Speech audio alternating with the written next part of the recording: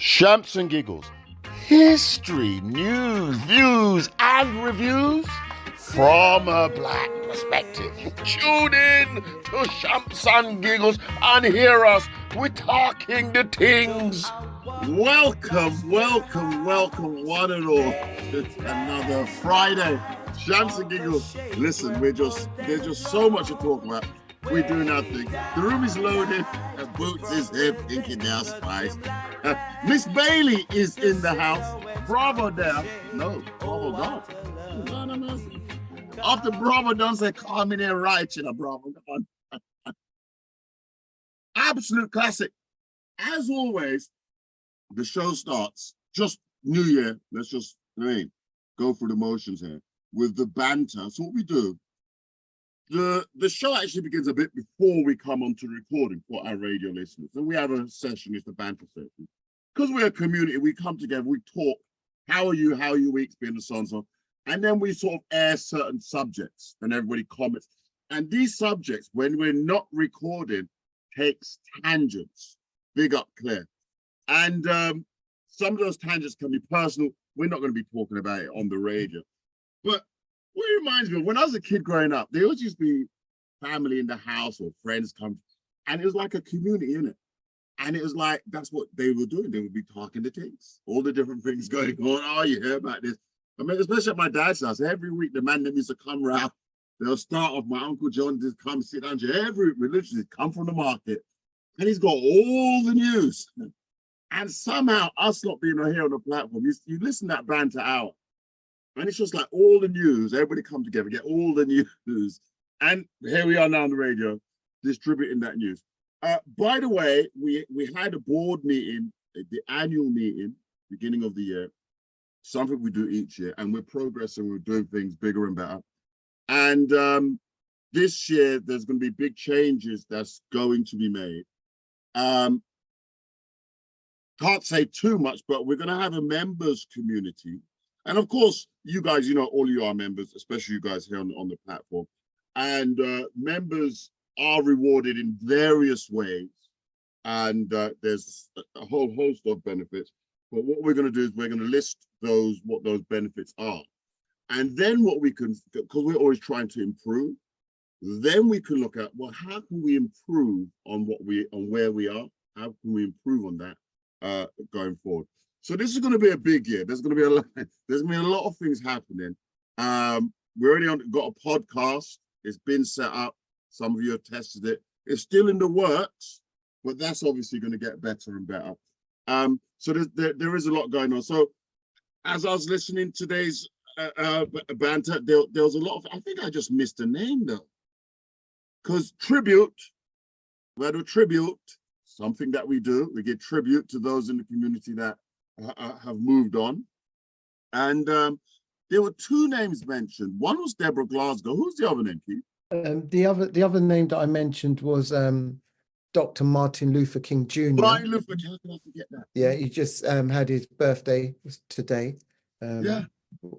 So we were celebrating and giving thanks for his what he's done for us. Yes. So Martin Luther King, yeah, would have also, I'm sure it's in January, round about this time, is Martin Luther King Day. Yes. And it is a bank holiday in America. And I forget, whilst working out there, people used to be umming and ahhing as to whether or not they're taking the day off. It's a holiday, hello? You know what I mean? But then you realize that the culture out there is so, I don't know how to put it, it's so divisive. Because the division is, should he really have a holiday, Martin Luther King? Should there really be a holiday for him? Now, of course, black people are going to embrace that bad boy. So who do you think were the ones in the office trying to debate whether or not to have it as a bank holiday? I mean, you know what I'm saying? So absolutely crazy. But yeah, Martin Luther King Jr. Day is a holoday. And it is around about this time in America. And he's just humongously significant. Now, how we get tribute? We have to get tribute. It takes about 6 minutes. But one of the things I recall doing whilst living out there was I had to hear the speech. I literally, and around this time, that speech will be played. That speech of Martin Luther King will be played, and you know, and people on radio will listen to it, and literally they will do a type of thing where after they start talking about Martin Luther King, the things he did, his legacy, his family, and so on and so forth. The recording I've got up here is about 6 minutes long. I wonder if I can get the live recording. This isn't the live one. There's so much that he did in his time. Yeah, the live recording could be actually longer. So this is a snippet. It basically shows photos of the ceremony and so on. So why don't we start this show, give a tribute to Martin, and then we could go back to the many things that were discussed: the new crossfire, the Snoop Dogg and Lupus, the olive oil, Nelson Mandela. These are all things we have got so much to go over. It's not even funny. And we might as well apologize in advance. We've run out of time already, but we're gonna do our best. We're gonna do our best. We'll go for it. Let's get tribute, Martin Luther King. Here we go. I have the pleasure to present to you Dr. Martin Luther King, Jr.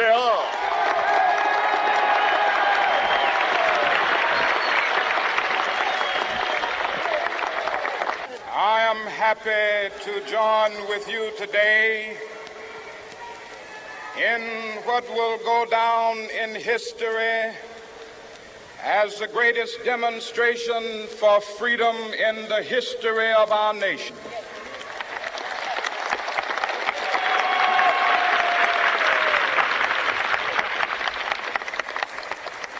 Five score years ago, a great American in whose symbolic shadow we stand today signed the Emancipation Proclamation. This momentous decree came as a great beacon light of hope to millions of Negro slaves who had been seared in the flames of withering injustice. It came as a joyous daybreak to end the long night of their captivity. But 100 years later, the Negro still is not free. 100 years later, the life of the Negro is still sadly crippled by the manacles of segregation and the chains of discrimination. 100 years later, the Negro lives on a lonely island of poverty. I have a dream that one day this nation will rise up and live out the true meaning of its creed. We hold these truths to be self-evident, that all men are created equal.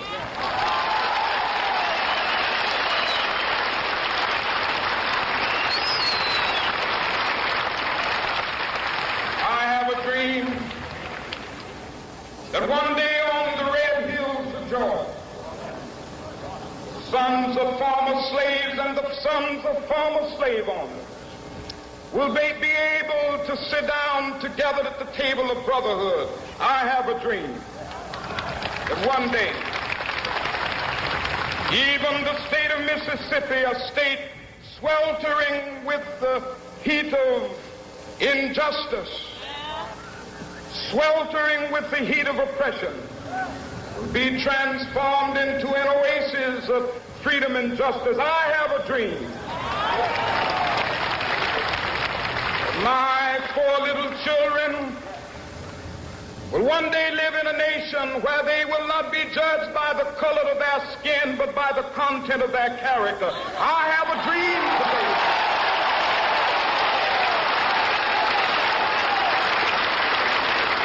I have a dream that one day, down in Alabama, with its vicious racists, with its governor having his lips dripping with the words of interposition and nullification. One day right there in Alabama, little black boys and black girls will be able to join hands with little white boys and white girls as sisters and brothers. I have a dream today.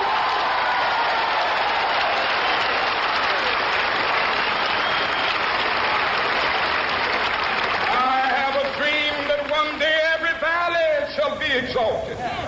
And every hill and mountain shall be made low, the rough places will be made plain, and the crooked places will be made straight, and the glory of the Lord shall be revealed, and all flesh shall see it together. This is our hope. This is the faith that I go back to the South with. With this faith, we will be able to hew out of the mountain of despair a stone of hope. With this faith, we will be able to transform the jangling discords of our nation into a beautiful symphony of brotherhood. With this faith, we will be able to work together, to pray together, to struggle together, to go to jail together, to stand up for freedom together, knowing that we will be free one day.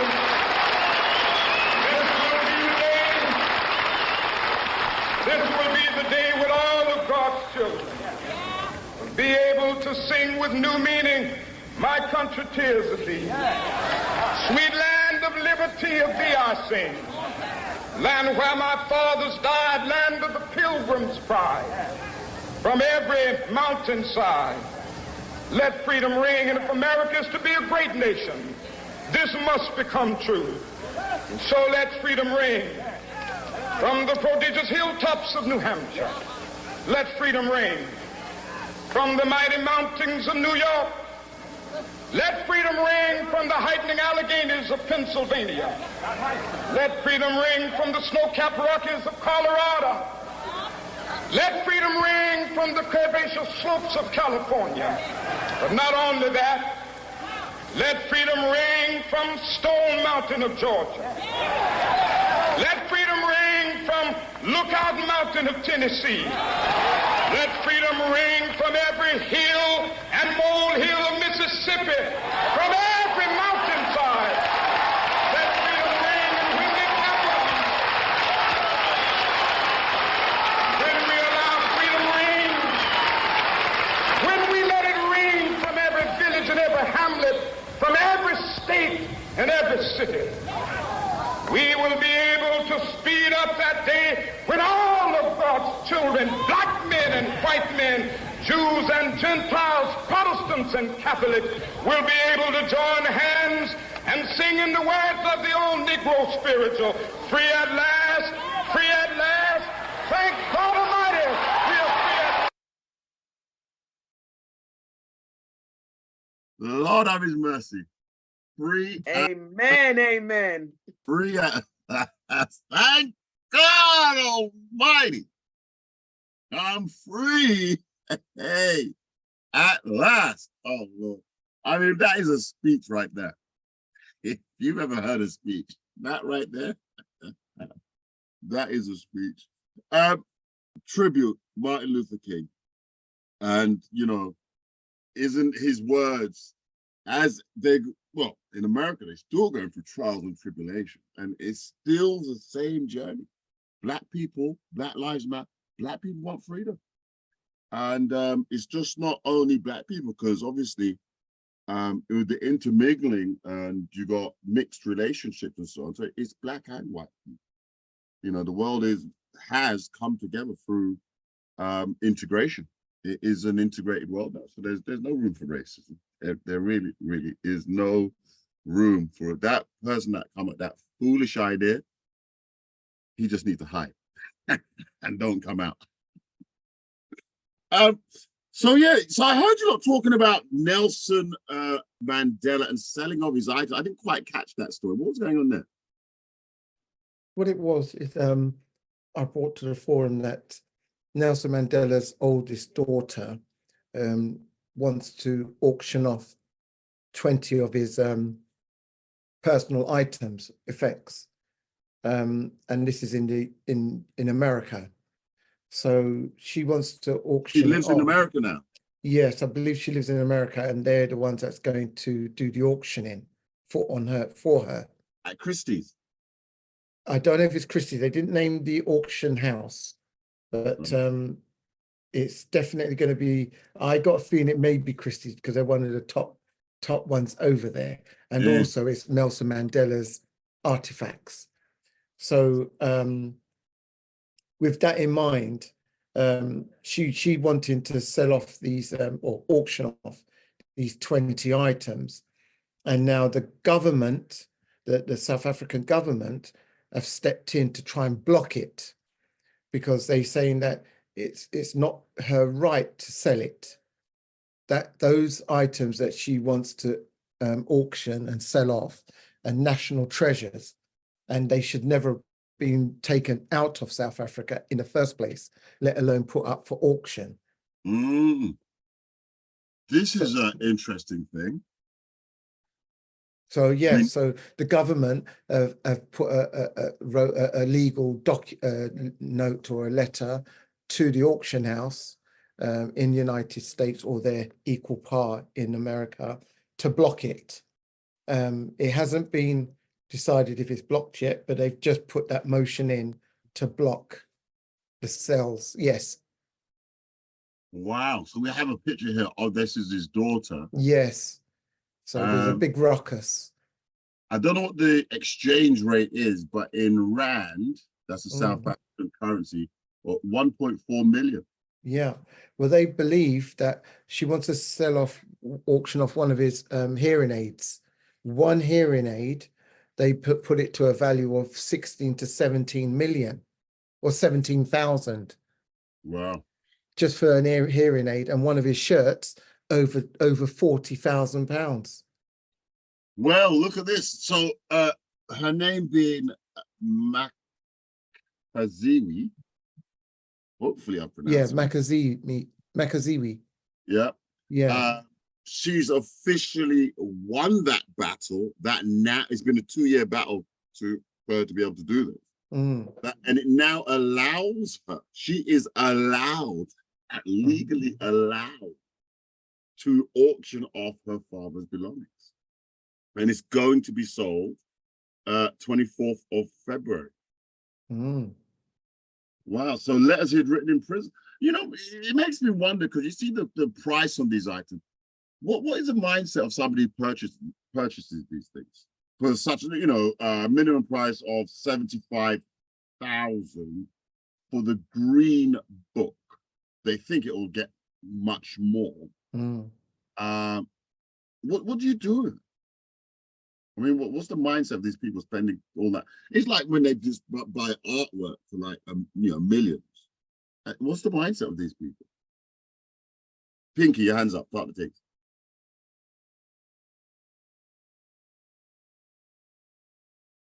I think the South African government should really buy that. Should really be the first, have rights to be the first purchase to actually buy that. I think they should be buying that, and I don't think it should be going out to anyone else. It should be them. They should be buying it and then putting it into a museum. They should pay her. So they should just buy her out, put it in a museum, so everybody in South Africa and anybody else who, like when you do the tours and all that, so you can benefit from having us. Yeah. I think, but what I'm saying is, I think she's entitled to sell it. What I'm actually saying is that the South African government, the ANC, that they should really be the first to actually purchase it. They should buy it from her. They should pay for it. I think so that's what, because I mean the ANC, because they're busy complaining about this, but they've also been quite significant in or instrumental, I should say, in the recent war, in getting the motion for saying that it's genocide. It's gone to the highest court. They're not playing South Africa. What war? There's a couple going on. The one with Russia. I mean, sorry, the one with the Palestine. Sorry, Oh, Gaza. yeah, Israel. Yeah. So this is interesting. And this is what I'm saying. So the people who actually purchase it, I agree with you, and I think it should, if not the government, but a museum. Somewhere. Yeah. So it would have to be the government, or you know, or their tourist industry. Well, that begs the question: are museums government owned, or are they privately owned? They're well. That's right. Well, it's owned by the arts. We have ours, but in the UK, ours is by the. I think we it's have by the several. arts. We have several. Yeah. So if it's not government, So really, again, it is because it's a national. I mean, yeah, it could be classed as a national treasure. I would agree. Yeah, and I think it happened underneath that time of the ANC, and I think really that if they cared that much, that's what they should be doing. I would agree. I would like to see it put somewhere where people can where actually everybody, benefit. You know, of course, in this, the battle, it doesn't say that she's won the battle. She's now to auction it off, and it's going to some sort of. It doesn't say that. It just, you know, it's going to make money for her, and that's where they've ended the story. It'll be interesting to see where in the future these things surface, and whether or not we'll be able to, or anybody will be able to actually get a look at it and say, hey, that was the Green Book. I think in South Africa, the Green Book is similar to like America's Green Card that gives you your rights and so on. Well, those was his memoirs that he wrote in prison, wasn't they? Yeah. The Green Book. Some of them are his memoirs. So yeah, they would be of real. They will be. They would be of great interest to philosophers, and you know, just the you know, the whole 27 years of being actually. Well, part of it in prison, and then the other part, to his home. Let me just read the comment here. It says auctioneers have reportedly set a minimum price of $75,000, which is about 1.4 million rand, for the Green Book, although they anticipate it'll go for more. Guernsey, an online auctioneer service company, said of the auction, upon his release from prison 3 decades later, he received this very card, ID, as his first and only legitimate identification book in a post-apartheid South Africa. Meanwhile, this card serves as a reminder of the all too recent era of apartheid and Mandela's transition from a political prisoner to a preeminent South African politician and human rights leader. So that Green Book has a lot of history wrapped up in it, and it'll be an amazing thing to actually see if it, as an exhibit in a museum somewhere. That if you went to South Africa, traveling around, you could, hey, that was, I got to see it. That's his first legitimate ID. And ID, when you have it, it's nothing. When you don't have it, it's everything. You know, I can recall being in America and the green card, I had to wait to get that. And obviously you get the green card, then you've got rights to work and all the rest, so you can't work. So in that time, you know, you're on the hustle, aren't you? You cash in hand jobs and all the rest of it. When you actually get the card, now you have the legal right to work. And yeah, when you haven't got it, it's yeah, your world is, you're upside down because you cannot function. You have to have that card. Very, very important. So just amazing. How many children did he have though? Because if she's able to sell items, then I'm sure the other siblings, he had many children, did he not? Yeah, he had quite a few, but I don't know the number. But her being the eldest, probably she received most or quite a significant amount, because they said there was 20 items that she's putting up for auction. in the article that I had. And so the other children, it doesn't mention them. It is possible that they've decided what belonged to their father, they're keeping, because once it leaves their hands or their family's generations going forward, they will have nothing else but the name. And, you know, to say, oh, this was your grandfather or great-great-grandfather or so on. So having items, personal items, tangible items, they can see it, show it, pass it on. So yeah, I think it's a grave shame.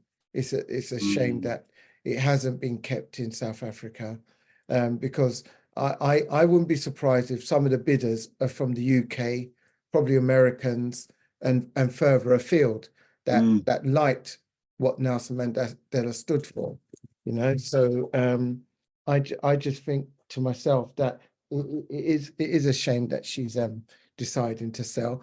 But it could be the money side that she wants, and she feels that if she can get some money, it may be put in a museum somewhere for other people to see it, many more thousands of people to see it over the years. Fine, but I can't see it all go into a museum.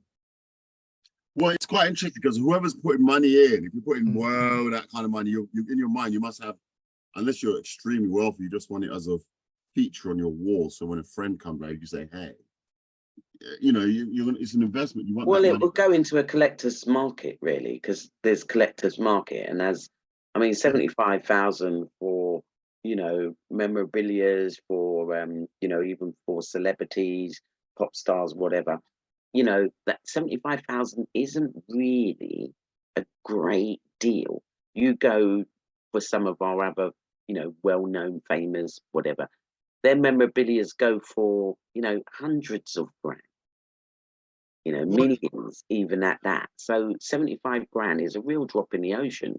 The South African government can easily buy that. And so it look, if they really want to, it looks like, yeah, look at Nelson's family tree. Nelson was married with wife 1, wife 2, and then there was wife 3. Wife 1 seemed to have given him son 1, son 2, daughter 1, daughter 2. So wife 1 gave him 4 children, and then there's a tree of grandchildren. Wife number 2 was Winnie from 1936 to 2018, married in 1958, divorced in 1996. And Winnie, we all know Winnie Mandela, gave him daughter 3 and daughter 4, so 2 children. And these 2 children have gone on to have grandchildren, fair number of them. And then we have wife number 3, who married him in 1998, that's 2 years after Winnie. So how many children are we counting there? 6. They are 6 children is what, yeah, and then he's got grandchildren proliferate, don't they? And then the grandchildren have grandchildren. Wow. And that's life in it. Good Lord. So he's left, he sure has left a legacy behind him, and that's really, really good to see.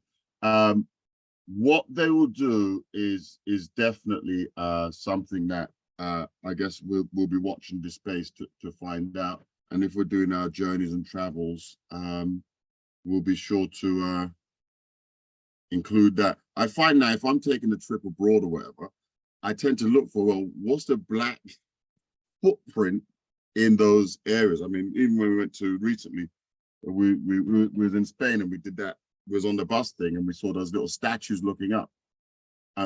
That's a piece, you know, and that has a story behind it. And I can see that I'm receiving advice, and the advice says, Joe, take a break, rest your voice. and say that we will be back after these words.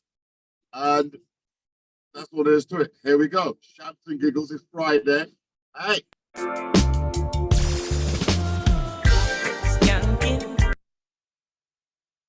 Oh, what goes on with this YouTube? It's got a mind of its own today.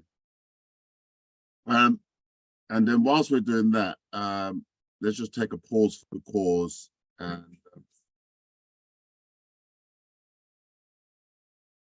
come again. Yeah, skanking, grooving, under pressure. Yeah, skanking, grooving. Under the pressures of a life and it tough. No stay down, mama, time pick it up. No bother with the down, full style, strictly up, full vibes. Now pick it up when the bills, them, the rent and the mortgage due. Yeah.